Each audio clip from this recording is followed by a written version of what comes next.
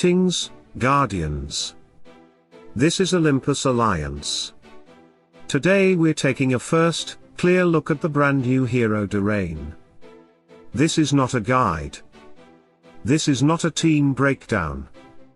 And this is not about counters or builds yet. Drayne has just arrived, and before we test him, before we invest resources, and before we start drawing conclusions, the most important step is simple. Understanding who he is, what his role is, and what his skills are designed to do. In this video, we are going to explain Drayne exactly as he is presented in the game. What his abilities do, how they function, and what kind of hero he is meant to be on the battlefield. Over the next days, once we have real testing, we will go deeper. With proper builds, team options, synergies, and counters. But today is about clarity, not speculation. So let's slow down, break him apart properly, and start with the basics. Let's take a look at Drayne's skills, one by one. Drayne's ultimate ability is called Rising Tornado, and this is the skill that defines his presence on the battlefield. When activated, Drayne spins his sword and strikes enemies positioned in front of him multiple times. This is a forward-facing attack, meaning positioning matters. Drayne is not hitting the entire field, but the area directly ahead of him. While Rising Tornado is active, something very important happens. Drayne doesn't just deal damage, he enters a powered-up state. During this window, Drayne grows in size, his physical attack increases, and the range of all his skills becomes larger. This means his follow-up abilities are able to reach farther targets than usual while the ultimate is active. This is not just a single-hit ultimate. It is a temporary transformation, where Drayne becomes stronger for a short duration, extending his threat range and improving how effectively he applies his other skills.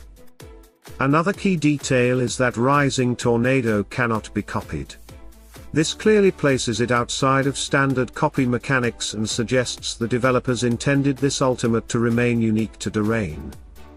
At this stage, the important takeaway is simple. Rising Tornado is both damage and setup. It opens a window where Drayne is stronger, larger, and more impactful before transitioning into his other abilities. How strong this window is, how it performs in real fights, and how it should be timed, those are questions for testing later. For now, this is the foundation of how Drayne functions. Drayne's second skill is Shatter Strike, and this ability defines how often he pressures the enemy team. Shatter Strike is a passive trigger tied directly to Drayne's basic attacks. Every time Drayne performs 3 basic attacks, this skill activates automatically. When it triggers, Drayne deals damage to all enemies around him. This is not a forward-only hit, it affects enemies in close range, surrounding his position on the battlefield. One very important detail here is that Shatter Strike counts as a basic attack. This means it is not treated as a separate spell or special damage instance, but as an extension of Drayne's normal attack cycle. Because of that, Shatter Strike naturally fits into Drayne's rhythm. Basic attacks build momentum, and every third hit releases additional area damage without interrupting his flow. This skill does not require energy, does not need manual activation, and does not reset Drayne's attack sequence. It simply rewards continuous attacking with repeated area pressure. At this stage, what matters is the role it plays. Shatter Strike turns sustained attacking into consistent presence, allowing Drayne to affect more than just his primary target over time. How fast this triggers, how it scales in different scenarios, and how it interacts with team setups will come later, once proper testing is done. For now, this skill clearly establishes Drayne as a hero who becomes more impactful the longer he stays actively attacking. Drayne's third skill is Power Charge, and this is where his role clearly expands beyond pure damage. Power Charge is a buff-based ability that activates and immediately affects both Drayne and his team positioning. When used, Drayne increases crushing for himself and for all allies positioned behind him. This buff lasts 7 seconds, creating a window where physical pressure is significantly amplified. At the same time, Drayne does not stop acting. While the buff is active, he attacks the nearest enemy in front of him, keeping offensive pressure while empowering his backline. The key detail here is the crushing increase. Crushing directly improves how physical damage interacts with enemy defenses, meaning this skill is not just about Drayne's personal output, it's about enabling allies to hit harder during that window. Positioning matters. Only allies behind Drayne receive the crushing buff, which strongly suggests intentional frontline placement and formation awareness when using him.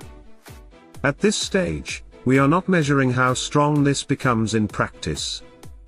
What we can clearly see is that Power Charge turns Drayne into a temporary enabler, boosting team-wide physical pressure while still contributing attacks himself.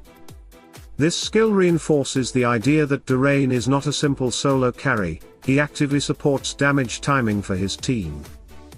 Drayne's fourth skill is Final Verdict, and this is the ability that defines his execution identity. With Final Verdict active, Drayne's attacks and skills instantly kill enemies who fall below a specific health threshold. This is not bonus damage, and it is not a damage multiplier, it is a direct execution mechanic. Once an enemy reaches that low health threshold, any hit from Drayne can immediately finish them. There is an additional and very important effect tied to this skill. Enemies killed by Drayne cannot be resurrected. That means no revival, no second chance, no delayed return. Once Final Verdict triggers, that enemy is permanently removed from the fight.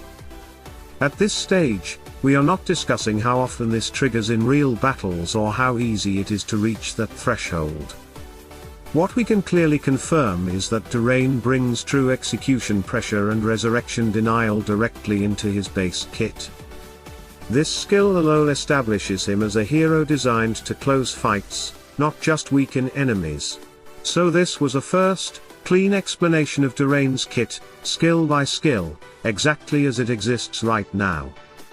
Today was not about builds, teams, counters, or rankings.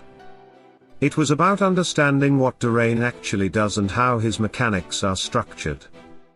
In the next days, once we have him fully available and tested, we will go much deeper.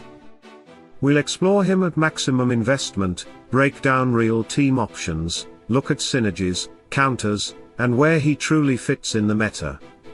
For now, this is your foundation. Who Drayne is, how his skills function, and why his design is clearly focused on pressure, execution, and control of the fight's ending. Stay tuned, stay sharp, and as always, salute and friendship.